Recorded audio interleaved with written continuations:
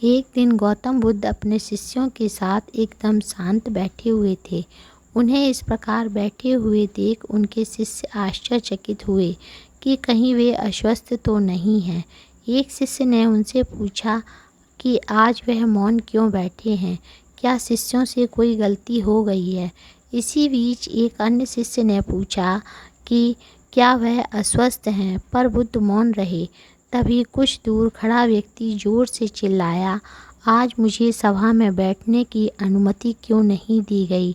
बुद्ध आंखें बंद करके ध्यानमग्न हो गए। वह व्यक्ति फिर से चिल्लाया, मुझे प्रवेश की अनुमति क्यों नहीं मिली। इसी बीच एक उदार शिष्य ने उसका पक्ष लेते हुए कहा कि उसे सभा में आने की अनुमति प्रदान की जाए। बुद्ध ने आंखें खोली और बोले, नहीं, वह अछूत है, उसे आज्ञा नहीं दी जा सकती। यह सुन शिष्यों को बड़ा आश्चर्य हुआ। बुद्ध उनके मन का भाव समझ गए और बोले, हाँ, वह अछूत है। इस पर कई शिष्य बोले कि हमारे धर्म में तो जात पात का कोई भेद ही नहीं, फिर वह अछूत कैसे हो गया। तब बुद्ध ने समझाया, आज वह क्रोधित होकर आया है।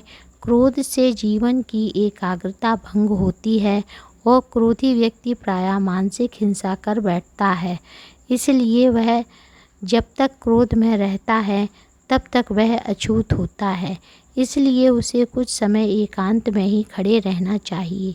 क्रोधित शिष्य भी बुद्ध की बातें सुन रहा था। पश्चाताप की अग्नि में तपकर वह समझ चुका था कि अहिंसा ही महान कर्तव्य व परम धर्म है। वह बुद्ध के चरणों में गिर पड़ा और कभी क्रोध में न करने की शपथ ली। आशय यह है कि क्रोध के कारण व्यक्ति अनर्थ कर बैठता है और बाद में उसे पश्चाताप होता है।